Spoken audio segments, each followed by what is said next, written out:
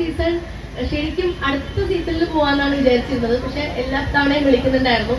അപ്പൊ ഇപ്പൊ ഞാൻ നമ്മുടെ സുരഭി സോസിന് കഴിഞ്ഞ് സ്റ്റേറ്റ് അവാർഡൊക്കെ കിട്ടി ഒരു ബ്രേക്ക് ഒക്കെ എടുത്തിരിക്കുന്ന സമയത്താണ് എന്നെ വിളിക്കുന്നത്. പിന്നെ വിചാരിച്ചു ഓക്കെ ബിഗ് ബോസ് അല്ലെങ്കിൽ ബിഗ് ബോസ് എന്ന് വിചാരിച്ചു ഞാൻ ഇറങ്ങിയതാണ്.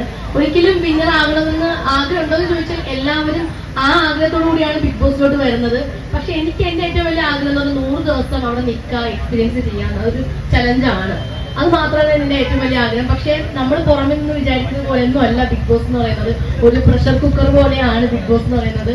പക്ഷെ നല്ല എക്സ്പീരിയൻസ് ആണ്. ലൈഫിൽ ഒരുപാട് കാര്യങ്ങൾ പഠിക്കാൻ പറ്റും. നമ്മൾ ഏത് സിറ്റുവേഷനിൽ നമുക്ക് എന്തും ഹാൻഡിൽ ചെയ്യാൻ പറ്റുന്ന ഒരു വേദി തന്നെയാണ് ബിഗ് ബോസ്. അവിടെ പോയി കഴിഞ്ഞാൽ ലൈഫ് അടിപൊളിയായിട്ട് മുന്നോട്ട് കൊണ്ടുപോകാൻ പറ്റും. അതാണ്.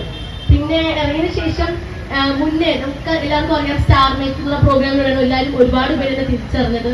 ഈ പറയുന്നത് സീരിയലാണെങ്കിലും സിനിമയാണെങ്കിലും ഷോർട്ട് ഫിലിം ആണെങ്കിലും ഇനിയിപ്പോൾ ടെലിവിഷൻ എന്തെങ്കിലും പ്രോഗ്രാം ആണെങ്കിൽ പോലും. അപ്പോൾ അത് കഴിഞ്ഞ് ബിഗ് ബോസിലോട്ട് വന്ന് അത് കഴിഞ്ഞതിന് ശേഷമുള്ളൊരു ഇമ്പാക്ട് എന്ന് പറയുമ്പോൾ കുറച്ചും കൂടെ സ്നേഹിക്കാൻ ഒരുപാട് പേരുണ്ട്. പിന്നെ വീട്ടിലത്തെ നേരത്തെ ഒരു അമ്മ പറഞ്ഞതുപോലെ ഞാൻ കരയുമ്പോൾ എന്റെ കൂടെ കരയും, ഞാൻ ചിരിക്കുമ്പോൾ എന്റെ കൂടെ ചിരിക്കും, ഞാൻ എണീക്കുമ്പോൾ എന്റെ കൂടെ എണീക്കുന്നതും ഞാൻ ഉറങ്ങുമ്പോൾ എന്റെ കൂടെ ഉറങ്ങുന്ന ഒത്തിരി പേരുണ്ട്. കാരണം എന്ന് വെച്ചാല് ടി വിയിൽ എല്ലാവരും ചില ആൾക്കാർ 1 മണിക്കൂറാണ് പ്രോഗ്രാം കണ്ടുകൊണ്ടിരുന്നത്. പക്ഷെ അവർക്കൊന്നും മനസ്സിലാവില്ല. കാണണമെങ്കിൽ 24 മണിക്കൂർ ലൈവ് കാണാം അല്ലേ? ലൈവ് കാണുന്ന ആരെങ്കിലും ഉണ്ടായിരുന്നു ഇവിടെ? ലൈവ് കാണുമായിരുന്നു. അതെ.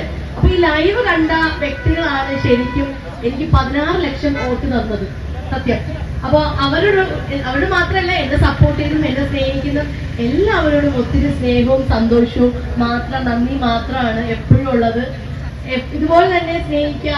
നിങ്ങളെ വീട്ടിലെ ഒരു കുഞ്ഞായിട്ട് അല്ലെങ്കിൽ അനിയത്തിയോ മകളോ ആരോടെയും കാണാം, അങ്ങനെ കാണാം. ഒരു ആർട്ടിസ്റ്റിനുപരി എനിക്ക് നിങ്ങൾ എന്നെ ഒരു വീട്ടിലത്തെ ഒരു അംഗത്തെ പോലെ കാണണമെന്ന് എന്റെ ഏറ്റവും വലിയ ആഗ്രഹം. നിങ്ങള് വിന്നറായതിൽ നിങ്ങളുടെ സ്നേഹമാണ് ശരിക്കും പറഞ്ഞാൽ വോട്ട് ചെയ്ത് എന്നെ ജയിപ്പിച്ചത് തന്നെ. ഒത്തിരി സന്തോഷം ഇവിടെ വരാൻ കഴിഞ്ഞാലും. ഈ ഒരു എന്താ പറയണ്ടേ, നമ്മുടെ ജപ്പാൻ സ്ക്വയർ ഒരുപാട് കേട്ടിട്ടുണ്ട്. എനിക്ക് തോന്നുന്നു ഈ എടപ്പള്ളിയിൽ ഏറ്റവും വലിയ ഷോറൂം ആണെന്ന് തോന്നുന്നു. അതെ.